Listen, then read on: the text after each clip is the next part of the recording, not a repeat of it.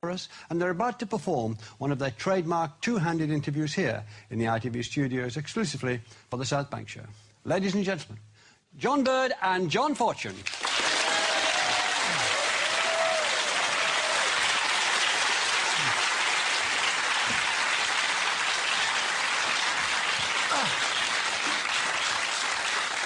George Parr, you are an investment banker. I am, yes. Yes.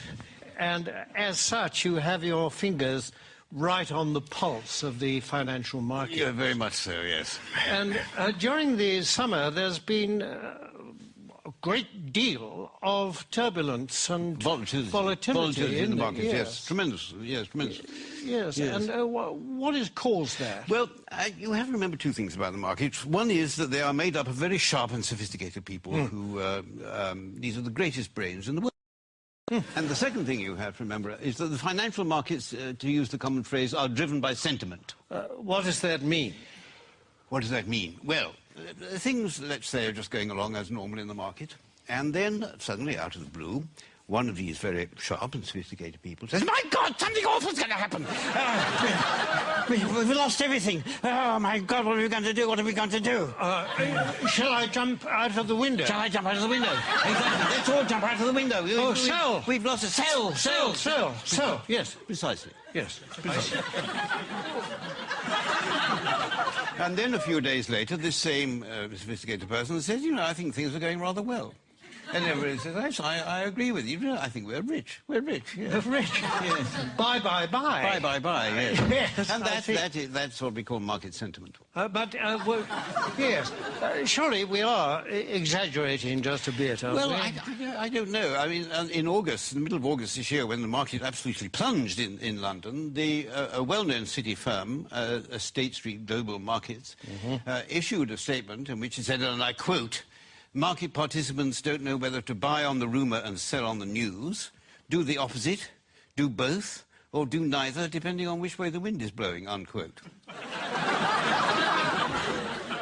Yes, and this is the kind of rigorous analysis that companies will pay huge salaries for. Yes, exactly. And a few days later, when the markets had gone up a little bit, the senior equities advisor on ABM Ambro Morgan said, and I quote, "We're back to happy days again."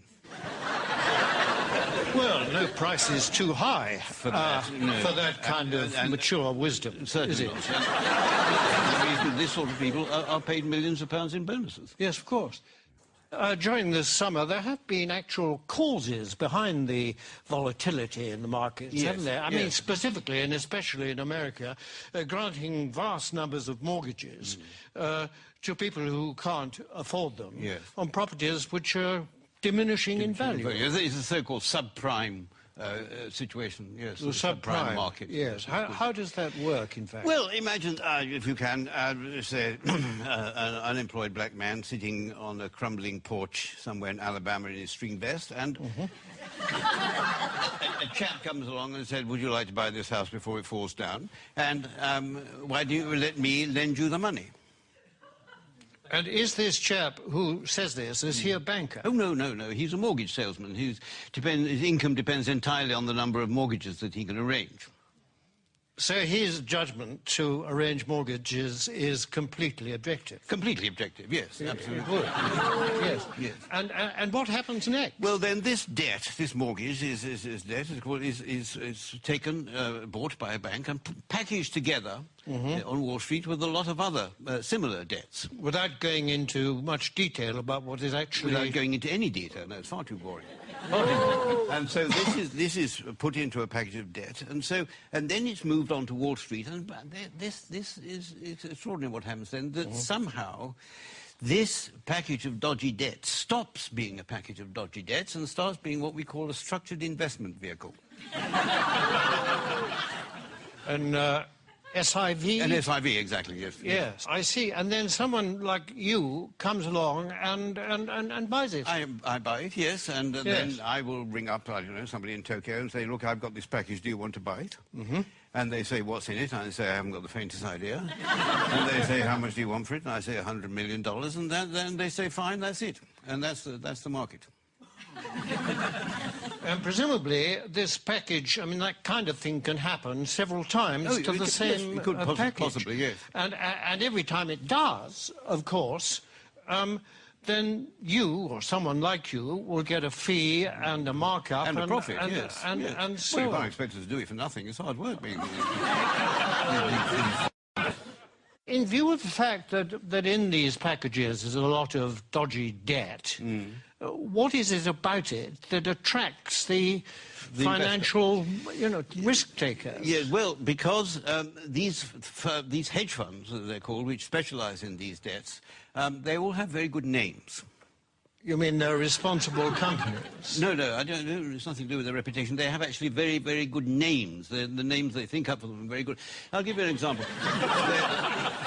There's a very well-known American Wall Street firm called Bear Stearns, who have two of these hedge funds which specialise in these mortgage debts. And they lost so much money, lost so much of its value, that Bear Stearns announced that they would have to put in $3.2 billion into one of the funds to try and keep it afloat. $3.2 billion? $3.2 billion, yes. And even then they said the investors couldn't get any money out of it and they were going to let the other fund go. But one of these funds was called the High Grade Structured Credit Strategies Fund, and the other was called the High Grade Structured Credit Enhanced Leverage Fund. Well, that sounds very good. That's good, isn't it? Yeah. It sounds very trustworthy. Actually, this is the magic of the market. What started off as lending a few $1,000s to an unemployed black man in a string vest has become a high-grade structured credit enhanced leverage fund. I like the sound of it. It is good. Well, it sounds very trustworthy. I mean, it's got good words in it. It's got words like high. High is good. High is good. Yes. Better than low, anyway, isn't it? Yes, absolutely. And structured is another good word. Very good. Enhanced is... I love enhanced. Enhanced is there, yeah. I mean, I'd buy anything if it said enhanced. Absolutely, yes. Yes. It might have been different if it said the unemployed black man in the string vest fund, but yes, because then alarm bells might start to ring. But despite these very plausible names, surely the reality is that the people that lent all this money have been incredibly stupid. Oh, no. The reality is that what was stupid is, for some point, somebody asked how much money these houses were actually worth.